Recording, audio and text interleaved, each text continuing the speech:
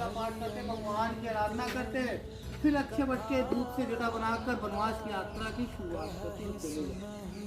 हम ज्यादा लंबा नहीं खींचेंगे।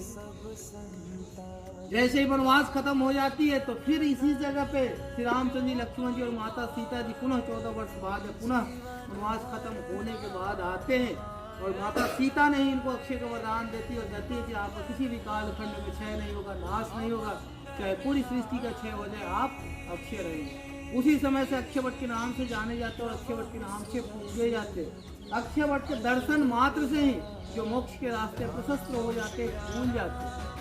पहले इस स्थान पे साधु संत, तपस्वी, ऋषि मुनि, यहाँ तक कि देवी देवता और भगवान भी आते थे, पूजा पाठ करते थे, तपस्या करते, क्योंकि शुरुआत से तपोस्थली रहा है। यहाँ पे भगवान की ज्ञान की प्राप्ति, जैन प्रथम तीर्थंकर ऋषभ देव जी की ज्ञान की प्राप्ति या केवल्य की प्राप्ति इसी स्थान पे।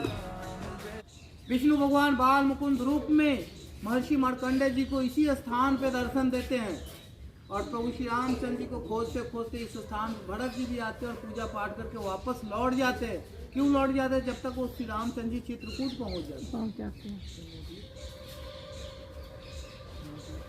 स्कंद पुराण में वर्णित है, ब्रह्मा जी ने इस सृष्टि के प्रथम यज्ञ के साथ इस स्थान पे 10 बार यज्ञ किए। स्थान हवन कुल अभी बंद कर दिए गए, पूरा पत्थर लगा, 10 बार यज्ञ किए हैं और ये अक्षय वट के सारे पत्रों पर विष्णु भगवान बाल मुकुंद रूप में शयन कर रहे हैं, जिनका दोहा है करार बिंदम नपदार बिंदम मुगार बिंदम विनिवेशयंतम वटस्य पत्रस्य पूटेश्यानम बालम मुकुंदम मनसा।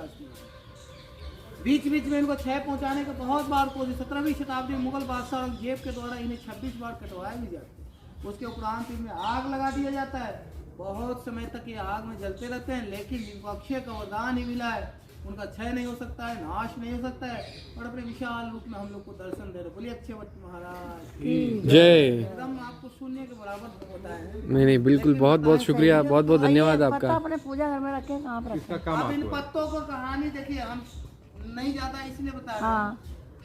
किसी भी चीज का वैल्यू अगर कम होता है और उसके चाहने वाले ज्यादा होता है तो वैल्यू ज्यादा हो जाता है और उसमें जो देने वाला उसकी समस्या आती है। कभी भी इनको किसी प्रकार का नुकसान नहीं पहुंचाया जाता, न पत्र को तोड़े जाते। जो पत्र स्वाभाविक रूप से गिर जाते हैं उन्हीं पत्रों को प्रसाद के रूप में अपने साथ घर ले जाते, पूजा के स्थान पर रखते, श्रद्धा भाव भक्ति से भगवान की तरफ पूजा करते। थैंक यू, धन्यवाद।